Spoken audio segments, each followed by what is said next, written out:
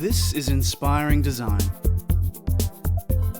where unique innovators come together to share their knowledge, share their insight, and keep us up to date with the latest industry trends. And here's your host, Rashan Senanayake. What's up, listeners? Welcome to Season 4 of Inspiring Design with Rashan Senanayake. This is where the best of the best brands, experts, change makers, and thought leaders come together to share their valuable insights, experience, and knowledge, all centered around the growth sector in advanced manufacturing within Industry 4.0, encompassing various industries, technologies, skills, knowledge, trends, as well as stakeholders, all the while linking it back into education within schools and universities. First-class laser solutions that is transforming workflows in education and setting the new standard in industry. Today's episode, we focus on laser technology and what's leading the way with the latest software and hardware integration. To headline this tech talk, we have here Simon Moore, Director at Trotec Laser Australia. Simon comes with over 30 plus years of experience and is a leader in the laser technology space. His experience scales internationally, working in key markets within the USA, UK, Canada, and now in Australia. However, what really sets the tone is his passion for the technology, combined with his vision to educate, streamline, and be the new standard. So without further ado, let's get straight into it. Welcome to Inspiring Design. All right, we finally got here. Exactly. So Welcome. Can we get straight into it? One of the first things I love to talk about is understanding the speaker first. Everyone wants to know your incredible background. I know a little bit about it. Yes. But can you talk us through your story? How did you get to where you are now? Okay, so going back the better part of 40 years, we have a promotional and engraving company using hand engraving machines, small CNC machines and the like. And then towards the end of the 80s, we got quite busy and looked for more productive processes. As we hunted for more productive processes, computer engraving machines were the answer. And then from there, we discovered lasers towards the end of the 90s. And then we found Trotec as a supplier and gravitated towards those guys because they took a genuine interest in the business. And so from a personal perspective, 40 years in the industry and around about 22, 23 years playing with lasers. Yeah. So, are you originally from Queensland? Adelaide, born and bred. Right. And Trotec has taken me across the world. So I lived in Adelaide, lived in Brisbane, lived in Sydney, and actually had the luxury of living in Austria for 3.5 years running Trotec. Queensland's by far the best though, isn't it? By a mile. Correct. No worries. Well, look, one of the things I really want to understand in this episode is what the laser cutting industry is all about. So in your expertise and in your experience having traveled the world and everything, what exactly is the laser cutting industry for someone who's never heard of it before? So basically the laser cutting industry is separated into three processes. We have laser cutting, laser engraving and laser marking. Laser cutting is the separation of material, the same way that a CNC machine might work, where we'll take a piece of acrylic and cut a letter out of it. In other words, we've fabricated the letter. The laser engraving side of the business is where we are removing the surface of the material. So this can either be paint filled or we'll get discoloration of the material. And the laser marking is where we will change the properties of the material. So in steel, we can take the steel and turn it black. And in plastics and things like that, we can then change the colour. And so we have three very distinct processes. All of those are run through the same software, and we change the power, the speed and the focus and the pulse of the lasers to determine the absorption into the material. And so as the different materials absorb the laser in different ways, we get a different result. Okay. And how long has this industry been around? Because the reason I ask this is that even virtual reality being a mainstream thing now, people don't realize that it's actually been around since the 80s and sometimes even the 70s. How long has the laser cutting been around? Well, the laser side of the business, as far as the cutting was concerned, was very much predominantly 80s, because we were looking at mechanical systems being very slow, very difficult to train people on how these things worked. You were basically pushing metal through metal. And so lasers were a very popular process back then. When we worked out that we could use lasers to engrave, that sort of industry took off in the 90s. And laser marking and things like that now is becoming very prevalent, especially in the medical side of things. Yeah. But generally speaking, we're probably around about the 30-year mark, would be fair. Yep. And how do you see this industry growing in the next 10, 20, 30 years? Well, I think the real thing for us is that the synergy between what we do and the educational side of things is that this is one of the few industries where we're actually expected to train and take an interest in our customer base. So, 40% of the staff that Trotec has in Australia were actually customers. And so what we're finding is that we're becoming a lot closer to not just industry needs, but how students and how people would morph into those sorts of areas. Yeah. And so it's a spreading process. Okay. 20 years ago, we were probably looking at maybe 10 to 15 market segments. Now in Australia, we're in about 40 market segments. And so it's the spread of capability. It's very much what we would call 3As with attitude, awareness and ability. Yep. And when we talk about awareness, we're talking about customers being aware of what we're physically capable of doing and what our customers are capable of doing. And so this spread of technology and capability is accelerating this industry considerably. Yeah, absolutely. And I understand, having spoken to you guys prior to this episode, what your capabilities are, and you're obviously doing some really cool things. I can see the potential of how you've improved the workflows of how people use this complicated technology, or I would say probably now no longer complicated. What makes you guys stand out from the other laser cutting technologies? Well, I think the real difference between a company like Trotec and every other supplier that we would look at our peers is that there is no middleman. And so we have a direct line to the factory, we have a direct line to R&D, and we also have a direct line to software. And so software is the new hardware. For the old school laser engraving guys, they would be locked into a printer driver. They would have a reasonably basic graphics package at entry level, some more complicated stuff with the InDesigns and the Quarks and the Illustrators of the world as they moved up through the system. Yep. But the reality is that they were locked into a printer driver mentality, which meant there had to be a driver between what you were doing and what you wanted to do. And the ability of that driver determined the ability of your work. Yep. So Trotec decided to scrap that mentality. We brought in another operating system that we're very proud of called Ruby. And basically what that's done is that's taken away the need for proprietary software. So our customers can use any operating system they like. They can use an iPad, a Mac, they can use their PC.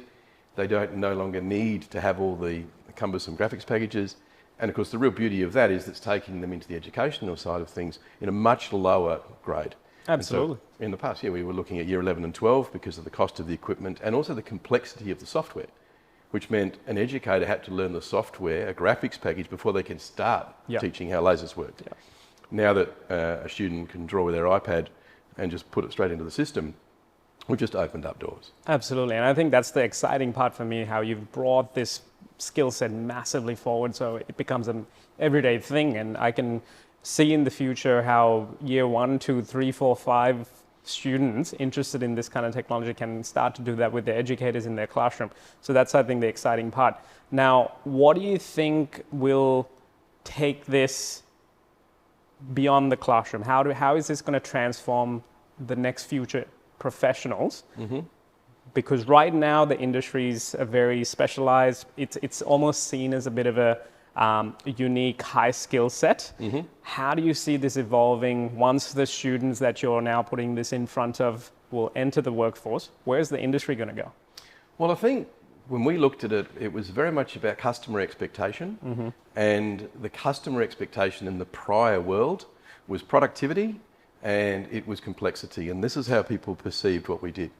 Now we've looked more at the customer experience side of things, and our customers, which would be the schools, their customers are the students. And so as you'll find students push their way through the system, they'll transfer the skills into industry. And so when they'll walk into an industry, they won't accept the bad way of doing something. There's a better way of doing it. And at the end of the day now, your phone is your camera, it looks after your health, monitors your blood pressure and these sorts of things. Everything. Apparently it does. And so when you're having a look at the type of software that we've put together, there's an expectation of what it's going to do. And so we've maintained the customer experience. We've always been very proud of our hardware. But at the end of the day, the way you control the software is the way you control the outcome. Yeah. And it's, as I said, it's an awareness game. Absolutely. Well said. What are the, so we're obviously sitting in front of the Speedy 360. Tell us a little bit about this one. Okay, well, the 360 is my personal favourite. Do have one of those at home. Okay. And yes, and so very fond of the 360. The 360 was developed around about 6 or 7 years ago as an upgrade to our popular Speedy 300. The Speedy 300, there's around about 20,000 of those installed around the world, and around about 500 of those are in Australia, of all places. The 360, we redeveloped it. We put the laser source underneath so that we could make a more compact footprint. So the 360 fits through a doorway, multi-function table process, sonar technology in regards to focusing, dual camera systems so we can actually see the work that we're doing, or we can register with registration marks for print to cut applications. But more importantly, a 360's productivity is its key. It can engrave a full bed of tray lays labels in a little under an hour. Wow. And if you put that into an educational side of things, one 360 would accommodate for 200 students. Wow. Yeah. And so realistically, it's a very compact product, but it has every single bell and whistle that you would find in top level industry. Yeah, this is where I think the exciting parts come into play now. One of the things that I really want to understand is the skill sets behind using this kind of a machine and the technology behind it. Naturally, it's seen as a very complicated element. Even it's the same in industry, let alone schools.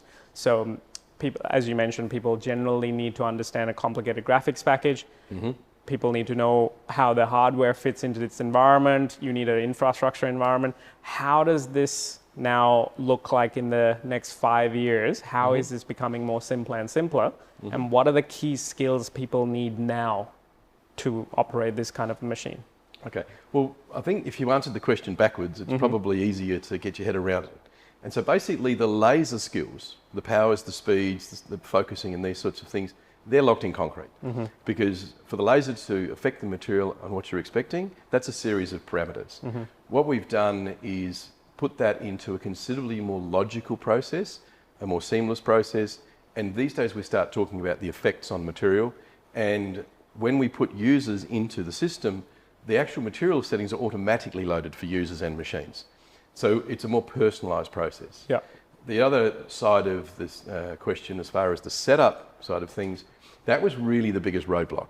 Because when you're looking at printer drivers, you had to be able to differentiate, as far as the laser was concerned, whether it was going to engrave or cut. And so traditionally that was done with RGB codes, so we would use specific colours, and then we would use different line weights. Yeah. And so because of that, if a student had the wrong line weight in their artwork, or multiple lines, or the wrong colours of lines, the laser wouldn't do what they're expecting. And so Ruby's now automatically picks up on all of these errors, highlights the errors for the students, not just repairs them, but also highlights them so that there's an educational side to it. Yeah. And taken away all of those roadblocks where you truly had to understand a graphics package before you could cut out a square. Yeah. Yeah. And so the parameters, the quality and these sorts of things, as I said, that's non-negotiable. But the ease of use, the understanding of what's happening, and also the multi-layering of product as well. And so in the past, we could only send work to a laser at one resolution, one power and speed per se, because that's the power and speed the machine was working at. Yeah. Now we can send multiple resolution photographs, we can lay product over the top of each other, engrave them in steps, focus in between steps. The entire process has been opened up. Absolutely. So from an ease of use perspective, I think it's just the intuitive side of the software which is really the most exciting side of it. And I think the part that's exciting for the educators is once they teach this now complicated element and tech to even a younger audience, they're opening up a whole array of skill sets and career opportunities and industries that they can go to. Now, you already mentioned that there's about 16 market segments that you're working within, so they are all potential career opportunities that future students can use this in the classroom and now then go on to working within or integrating this technology within that context. What are some of those industries that that you guys operate in? Well, I think where we would also answer a question like that is we're not actually pigeonholing people in the industries like we did when I went through school. Yeah. you had to decide when you were 15 what you wanted to do when you were 50. It's much more autonomous now, and people go through so much more changes. Yeah. And even someone like yourself who started behind the camera is now in front of the camera. Absolutely, yeah. And so having an understanding of behind the camera is actually the skill to be in front of the camera. Yeah. And that's something which we're really important as far as TroTech is concerned. Transferable skills do not necessarily mean that we want to specifically pigeonhole you into doing something. So if you want to go architectural model making, if you want to go into signage, if you wanted to make rubber stamps, all of the processes are basically the same, which means not only do you have the skill sets to be able to go into career professions that would be appropriate or attractive, you also have the ability to cross-pollinate. Yeah. And I think that's really where we're probably the most proud, is that a lot of the guys that work with us here, which were customers, have morphed into working into this industry and this business because it is captivating. And Absolutely. it certainly does have that ability to take you into many trades. 100%, 100%. And what are the capabilities of TroTech? This is one of the main things, even outside of education. What can you achieve that others cannot? And I think that's the part that everyone wants to usually know. Yeah, well, I think we have a direct line to our future and our past. I think that's something that very few companies would have the luxury of doing. We're part of the TroTech Group, which is a little over 110 years old, still family owned and operated. And so we have a very keen eye on the future because the grandchildren of the current owners plan on working here. And so that's very important. A number of members of my personal family work here and godchildren of our staff are working here. Wow. And so I think that's really important that we understand where we came from. We understand the reason that we did what we did. But also we have a direct line to the entire manufacturing process. We write our own software, we manufacture our own laser sources, we produce our own product. And so we're also one of the heaviest users of our own product because Trodat, our sister company, produces a rubber stamp a minute around the world. And so all of these things are engraved with lasers. And so we're in tune with the product. And I think the other thing which is really important is the laser industry is one of the few industries where we're expected to train and take an interest in our customers. Yeah. If I bought a car, they're not giving me driving lessons. Yeah. And so because of this weird nature, right, we intimately understand and we visualize the customer using the product and pick up a lot of roadblocks that may be along the way. And I think that's something that when you employ people, that's the first thing that surprises them is how in tune we are with our customers. Not because we want to sell them something, is because we want to enjoy their growth. Yeah. Yeah. And that's really the differentiating factor. And I think from a cultural point of view, you've come through and done empathy mapping without even realizing it, and simply by reverse engineering the ex-customers as TroTech members. So I love that. So where do you see the other technologies that are hand in hand with laser cutting, especially that works with the context of what you're mentioning, and you mentioned manufacturing, so generally design is going to be a part of it. Correct. Do you see other technologies and skills that complement it? Well, I think that's also one of the things that excites us the most. 5 or 6 years ago on a train from Hamburg back to Vienna with Andreas, who is the CEO of TroTech, we discussed the future. We thought, how is this going to look? And it became apparent that if we had an operating system that cross-pollinated and collaborated with all the other processes, whether that was a 3D printer, a CNC machine, a water jet cutter, a printing system, these collaborations were going to be the secret. Yeah. And so the new Ruby software platform, the import file system in that is designed around the file system of a 3D printer as well. So a school that has 3D printers, which what they found now are not working as much as they should have, can produce a project where we might cut out their wheels and the 3D printer will make the axles. Yeah. And so the skill set has to be the same as you would then take into your professional life of understanding which skill is the correct one. Because the old adage that if you're holding a hammer, everything looks like a nail, doesn't really apply to us. Yeah. And so I think that's really the cool part about it, is that the printing industry were interviewed many years ago at FESPA, and their current response was, we want our equipment to be more productive. So we set about putting lasers into a finishing mindset so that they could print and then we could cut out the product. Yeah. And so I think that's really the good part about it, is that if your software is intuitive to understand your collaborators and your peers, you really do have a place, especially in their future as well. Yeah. And speaking of software, there are obviously professionals that have skill sets in the more complicated CAD packages and the graphics packages. What are the applications that are hand in hand with this technology? Obviously 3D modeling you mentioned. Can you rattle off some softwares that people will know that works well with this? Yeah, well, obviously, Illustrator and Corel, as far as Australia is concerned, are the major two software packages used. Fortunately, Ruby will open native Illustrator and Corel files, which means you don't actually have to have Illustrator and Corel on your system to open those files. Yeah. In fact, Ruby is the only software package in the world that can do that. That's awesome. And edit those files as well. So it's not just a matter of importing a DXF file and then basically cutting it out. These can be modified at the laser. Yeah. Reopened, modified, change the text. Ruby will also, if an Illustrator file, for argument's sake, has multiple lines, Ruby will pick up the multiple lines, and with a click of a feature, it'll only cut them once. That's awesome. And so when you look at the skills that people have honed, whether it's in architectural model making or it's in basic signage, they might want to use a nesting program. We didn't lock anyone into using a proprietary software. If you want to plug it in, if you want to just click on a JPEG and drag it online and drag it straight on the screen, or cut and paste it, then that's how Ruby will process it. Okay, yeah. So I'm assuming that means any file type that produces any of those files can work? We've got around about 20 file extensions at the minute, which obviously covers 99% of industry. And all of the usual suspects, you know, the DXF files for the CAD guys, the SVGs, where we're trying to maintain the integrity of the product.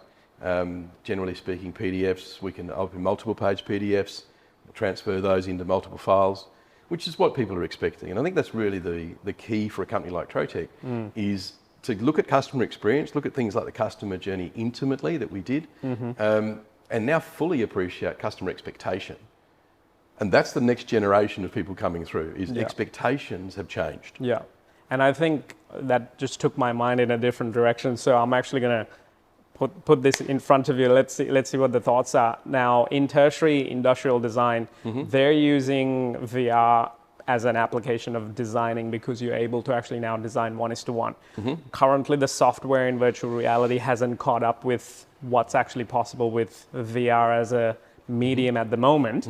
However, software like Gravity Sketch can theoretically output STL files and DXF and DWG files. It's not streamlined yet, and it's not neat. So where do you see that kind of element where students are more organically designing things in virtual reality, 1:1? How do you see that being the next iteration and working with let's say, the technology that you have? Well, I guess it comes back down to horses for courses. If you wanted to use that type of process for the design side of things, you're going to take away structural integrity, you're going to take away measurements, you're going to take away fonts and so on and so forth, and replace them with a more visual process. Correct. Which is very similar from taking a typewriter and going to an iPad. And so you're going to start drawing with your finger, you'll draw a flower, and then we'll put it into the software and you'll cut it out. So I think really what you're looking at is a softer process rather than an uglier process. And so we did build Ruby with the ability to run APIs because of where we're heading. That was the reason that we took an operating system with 30-odd thousand users around the world and rang them and said, we're going to change it. Now, obviously, you can imagine that people don't like change. People are allergic People never to like change. change. Yes, and that's where we bring attitude in. And that's when we talk about the 3 A's. And awareness is the first one and attitude is the second one, because we need people to have an attitude where they're willing to at least consider it. What's the third one? The ability. Ability. Yes. Fair enough. And when we talk ability, we don't talk about ability per se, we talk about usability, we talk about capability. We talk disability in some cases. And so we want to make sure that if we are going to be on your journey with you, we're not just relevant today because we'd like you to buy a lovely red box with Speedy written on the front of it. You know, the managing director at Trotec currently in Australia got his first laser when he was 9. Wow. And so it's just been his journey. Now, obviously, what we could do back then, the capabilities, the usability of those products back then, ugly, as the term is used, has improved light years. And I think that's the thing now. It's the speed of improvement, it's the speed of expectation, and it's the speed of the collaboration between software packages. And so we're looking very, very closely at augmented reality and these sorts of things, because it makes a lot of sense. Absolutely. Especially in a photographic world. That if you could look at something and you're at a wedding and you look at something and then we're starting to engrave or produce a product based on a feeling, not necessarily based on a graphics package. Because that sort of transition is a bit like a photocopier. It's a very cold, clunky process. And so, no worries. Well, and one of the favorite questions that I always love to ask is how this ties back in with design thinking. Another way of describing it is creative problem solving, critical thinking. These are the foundational skills that a lot of educators want to impart to their students. And naturally, I can see it, but I'd love to hear your thoughts on what you think, how design thinking and those elements, the mindset, and you've kind of already mentioned it, which is why I thought I'd ask you. What's your thoughts on how that fits in with here? Well, I think there always has to be an end game. And so at the end of the day, if we're talking about fashion, we're talking about functionality as well as the visual side to it. So there's no point laser engraving a pair of jeans that fall apart. They might look fantastic, but they've got to go through a washing machine X amount of times. So we have to have functionality. When we're talking at the sign industry and these sorts of things, they have to have the usability side of things and what we would call structural integrity. And so realistically, understanding what you're trying to achieve and what the expectations of the product is, whether that's furniture that needs to have a certain lifespan, or whether we're marking foods and we don't want to change the integrity of the product. These are the sort of understandings where the laser side of things, because we have so much flexibility in delivery, that we can perforate a piece of paper and we can cut through a piece of timber. There is no other process that could do the two of those. Yeah. And this is where you'll find that the industry itself gravitates towards education, because we're not pigeonholing people into predetermined process. We're allowing them to go on a journey, and we just want to make sure that our part of their journey is a positive and professional way. And that actually allows them to actually tailor their own journey. As you know, even the CEO who found laser cutting when he was 9 years old means that was a very unique journey. Absolutely. And that's what's built his incredible career. So that's awesome. Are there any materials that are off limits? Absolutely. Anything with a chlorine base in the entire industry, it's not subject to Trotec, but any of our friends that make laser cutters, we don't cut chlorine-based PVCs because of the gases that are created in the process itself. Generally speaking, we keep away from carbon fibres and these sorts of things. Putting carbon dust in any electronic piece of equipment is not necessarily good for it. And a number of plastics and things like that where we're not quite sure what their composites are. And so because of that actual fact, Trotec about 10 years ago developed its own range of consumable materials for sign makers and engravers, including environmentally friendly timbers and things, to get rid of all of the products that were in there. Because in the previous worlds, some of the materials that were in plastics to keep them waterproof or to look for their UV stability were designed around the CNC world, where they were cutting product with a blade. And so once the lasers came along, we had to change that. And a good example would be core flute, where they've gone from PVC core flute to polypropylene core flute because it's environmentally friendly. And if a teacher or a student wants to use a particular material, do you have any advice or a place where they can do a quick check before actually executing something? Oh, absolutely. All laser manufacturers have that list. Yes, fair enough. So we are very much in tune with our product, because obviously we warrant our product out to 10 years. And so loosely speaking, if you're going to give a 10-year warranty on a machine, then it's actually your machine. So the way it's maintained is very much proportional to what you put in it. Absolutely. All right. So one of the things that I always love to ask my guests is your advice for educators and teachers. How can they take these next steps? What's your thoughts for them? I always like to put ourselves in the shoes of others. And I think that's one of the things as far as the education world is happening now, is that there is a joining between what the students are expecting, what the students would like to achieve, and what industry is expecting and industry would like to achieve. Years ago, it was very difficult to employ staff with transferable skills. And so I think one of the things that we would dearly love the education world to take note of is the changing industry and how what they're teaching is going to apply. So that we can prepare ourselves to put software, machinery and processes together that marry all of that together inside of things. And so I think that's really the number one thing, is that if the educators would look at the future industries and we could run some seminars and things like that together to look at where digital manufacturing is going to go, I think the benefits would be just unbelievable. Absolutely. That's valuable advice. And I think always constantly looking at what the future of work is, and then how do you align the future of education with that. So perfect. And what about for the students? What's your advice for them? Anyone who's, in my experience, whether they're in tertiary or in high school, they're very interested in playing with cool toys, new technologies. What's your advice for them? I would suggest to leave your limitations at home. Realistically, imagination is handed to the young. That's the key. And I think that's one of the things that we've seen now, is how creative and imaginative the students are with lasers and these sorts of things. And so I took great pleasure in one of the schools in South Australia that lobbied their school to get their laser. They even, when they got a laser, were looking for accessories for their laser, took their laser out into the park at lunchtime and started making souvenirs to sell them and things like that. And I thought it was a wonderful opportunity for not just the laser side of things, but the entrepreneurial side of it. They needed to have 100%. A product, they needed to have a price point, they needed to have a marketplace. And so they weren't looking at the laser, they really looked at this as the whole encompassing side to it. And I think that's the thing, it's just the open-minded side of an industry like this is its key strength. Perfect. And that's probably the thing, yeah. Awesome. And if they want to now learn more about what you guys do and get in touch, what's the best way? Well, obviously, the usual culprit is jump on the website, which I think everybody would say religiously with yourself. We obviously have very good ties with the main educators. We're very happy to run any event with schools and things like that. And so I think realistically, if anyone was to get in touch with Trotec and say we would really like to come and see more information, we built the facility like the one you're in today in every major city in Australia and New Zealand because when I bought lasers 25 years ago, we couldn't physically visualise using it. Now we have inspiration rooms, now we have the showrooms out the front and these sorts of things, very close ties with, say, RMIT down in Melbourne, and guys like Doug McManus that are just incredible laser artists. And so I think realistically, the next level of information that comes into here is driven by expectation. And that's probably the key for us. Perfect. No worries. And last but not least, what's your guilty pleasure? Horse racing easily, of which very little guilt. Definitely my boat.